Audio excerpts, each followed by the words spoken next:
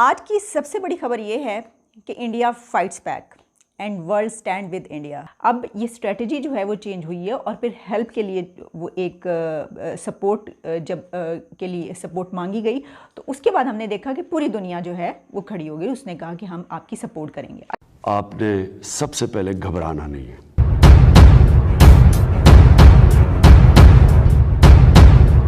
दोस्तों कहते हैं कि कर्म करो और फल की इच्छा मत करो, यही इंडिया ने किया तो आज इंडिया के साथ पूरा वर्ल्ड खड़ा है। दोस्तों आपको मालूम है कि इंडिया में फिलहाल कोविड के कारण बहुत ज्यादा नुकसान हो रहा है और बहुत से लोग अपनी जान से हाथ धो रहे हैं। कोविड के इस प्रकोप के कारण इंडिया में ऑक्सीजन से लेकर हॉस्पिटलों में बेड की कमी आ गई है और जब इंडिया ने इस प्रॉब्लम से निकलने के लिए अन्य देशों से हेल्प मांगी तो पूरा विश्व इंडिया के सपोर्ट में आ गया है और पूरे विश्व ने इंडिया की सहायता करना स्टार्ट कर दिया है, जिसमें Germany, Australia, UK, America, France, Taiwan जैसे शक्तिशाली देशों के नाम हैं और यह सब मोदी सरकार की विदेश नीतियों का नतीजा है। तो दोस्तों आज की वीडियो में आप देखेंगे कि कैसे पाकिस्तान न्यूज एंकर आलिया शाह ने बताया है कि कौन सा देश इंडिया की कितनी मदद कर रहा है। तो चलिए दोस्तों देखते हैं मेन वीडियो और वीडियो काफी शानदार और इंटरेस्टिंग है, इसलिए अंत तक देखना और वीडियो पसंद आए दोस्तों तो चैनल को सब्सक्राइब करना, साथ में बेल आइकन को प्रेस कर लेना ताकि हमारा नोटिफिकेशन आपको तुरंत प्रभाव से मिल जाए। मिलते हैं अगले वीडियो में। जय हिंद, राम राम।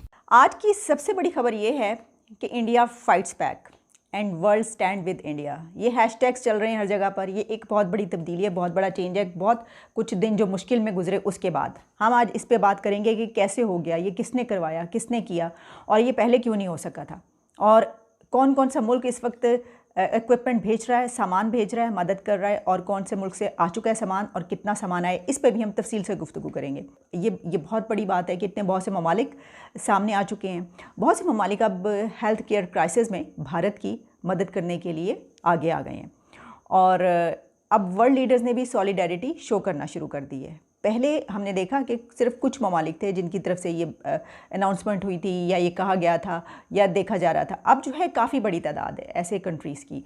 मेडिकल इक्विपमेंट और ट्रीटमेंट का सामान भी इंडिया पहुंचना शुरू हो गया है। आपको कुछ इसकी डिटेल्स बताते हैं हम कि क्या क्या आ चुका है और कितनी कमी है भारत में जो इस वक्त ऑक्सीजन की और दूसरे इक्विपमेंट की, मेडिकल एड की कमी किस तरीके से पूरी कर सकेगा और किस मुल्क ने क्या भेजा है। आप जानते हैं कि अमेरिकन प्रेसिडेंट जो बाइडन ने एक ट्वीट, एक पैगाम में कहा कि जैसे भारत ने कोविड के लिए हमारी मदद की थी और हमारे लिए जब हम इस मुश्किल में थे तो सामान भेजा था, तो वैसे ही अब हम भी इंडिया की मदद करेंगे और हम सामान भेज रहे हैं। तो इसका मतलब हुआ कि अमेरिका की तरफ से एक बड़ी एड जो है वो आ रही है। यूके ने लाइफ सेविंग इक्विपमेंट इंडिया भेज चुका है, यूके, जिसमें वेंटिलेटर्स हैं, ऑक्सीजन इक्विपमेंट जो भी होता है वो है। ये अर्जेंट डिलीवरीज जो हैं इसकी पहली शिपमेंट है जो कुछ पहुंच चुकी है और कुछ पहुंच रही है और ये सामान कहा जा रहा है कि 9 कंटेनर्स पर आ रहा है, यानी ये कि ये काफ़ी बड़ी इसकी मकदार है। इस सामान में अगर मैं आपको बताऊं कि क्या क्या है तो 495 ऑक्सीजन इक्विपमेंट्स मौजूद हैं, 120 नॉन इन्वेसिव वेंटिलेटर्स हैं, 20 मैनुअल वेंटिलेटर्स ये भेजे जा रहे हैं। इस सिलसिले में फॉरेन सेक्रेटरी जो यूके के थे उनका कहना था कि 600 आइटम्स जो हैं वो भेज रहे हैं इंडिया। जर्मन चांसलर एंजेला मेर्केल ने भी इंडिया से सपोर्ट करने का एक मैसेज भेजा है और वहाँ से उन्होंने कहा कि 23 ऑक्सीजन प्लांट्स भेज चुके हैं वो। इसके अलावा यूनाइटेड नेशंस ने 11 ऑक्सीजन प्लांट्स भेजे हैं और जो जर्मन चांसलर हैं उनका ये कहना था कि जर्मनी इंडिया को ऑक्सीजन और मेडिकल एड और भी मज़ीद जो है वो भेजेगा। फ्रांस ने भी अब ये कह दिया है कि वो इंडिया की मदद करने के लिए तैयार है। यूरोपीय यूनियन की जानिब से भी सपोर्ट और एड भेजने के लिए मैसेज आ चुका है और सबसे बड़ी जो इस वक्त एड का मैसेज और अनाउंसमेंट हुई है वो KSA, kingdom of Saudi Arabia की तरफ से हुई है और सऊदी अरेबिया ने एक बहुत बड़ी इमदाद का ऐलान कर दिया। वो कहते हैं कि 18 मेट्रिक टन लिक्विड ऑक्सीजन भेजेंगे वो और भेज रहे हैं।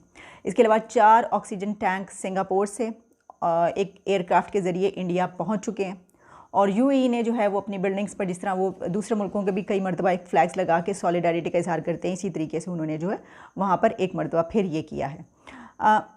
एक सवाल ये पैदा होता है कि आखिर ये मदद इतनी देर में क्यों पहुँची या इंडिया की जानिब से ये कॉल पहले क्यों नहीं हेल्प के लिए की गई।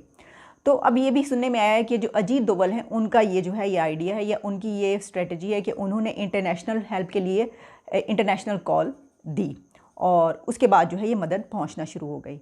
तो वैसे तो ये कॉल जो है पहले ही दे देनी चाहिए थी, लेकिन हुआ ये कि जब ये हालात बिगड़े तो उस वक्त तक इंडिया को इतना ये नहीं था कि ये हालात इस हद तक बिगड़ जाएंगे कि संभालना मुश्किल हो जाएगा, क्योंकि यही कहा जा रहा था कि इसको संभाल लिया जाएगा इस सारी सिचुएशन को। लेकिन जाहिर है कि जिस तरह ये कहा जा रहा है कि डबल म्यूटेंट जो ये वायरस है वो इतना लीथल है कि वो टाइम नहीं देता, और सिर्फ कोई बड़ी उम्र के लोगों को नहीं, बच्चों और नौजवानों को भी हो रहा है, उसमें पता ही नहीं चलता 1-2 दिन के अंदर ही। तो इस वजह से इतनी ज़्यादा जब डेथ्स होना शुरू होगी तो उसके बाद अब ये स्ट्रेटजी जो है वो चेंज हुई है, और फिर हेल्प के लिए वो एक सपोर्ट जब के लिए सपोर्ट मांगी गई तो उसके बाद हमने देखा कि पूरी दुनिया जो है वो खड़ी हो गई, उसने कहा कि हम आपकी सपोर्ट करेंगे। लेकिन बहरहाल ये एक बहुत अच्छा स्टेप लिया गया है जो हेल्प के लिए कॉल की गई है, और इस वक्त अब ये है कि जो हालात गुजर चुके हैं उससे वापसी के सफ़र का आगाज़ होगा। और ये जाहिर है कि नुकसान जो कुछ हो रहा है और जो कुछ हो चुका उसके बावजूद अब जबकि एक पैरामीटर्स बन गए कि भाई क्या अब सारी जो कमी है, ख़ास तौर पर ऑक्सीजन की जो कहा जा रहा है कि बहुत ज़्यादा कमी है, उसकी कमी अब जो एड आ रही है उससे पूरी की जाएगी। और देखिए जब कोई ऐसी सिचुएशन होती है तो कोई भी कंट्री जब एड या हेल्प मांगता है तो वो अपने लिए नहीं मांगता, वो लोगों के लिए मांगता है, वो इंसानों के लिए मांगता है, क्योंकि ये ह्यूमन क्राइसिस है। तो कोई भी कंट्री अपने फ़ायदे के लिए नहीं मांगता एड, वो ह्यूमन क्राइसिस में ह्यूमंस को, लोगों को, इंसानों को बचाने के लिए मांगता है।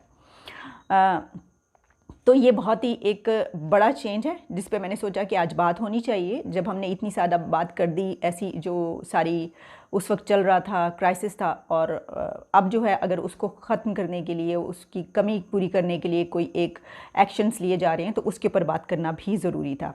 अच्छा, ये तो हमने बात की कि जो दूसरे ममालिक कर रहे हैं, इंडिया के अंदर भी बहुत कुछ हो रहा है, वो भी मैं आपको बताना चाहूँगी कि Indians build second largest Covid care centre which includes 600 beds and 4 oxygen plants.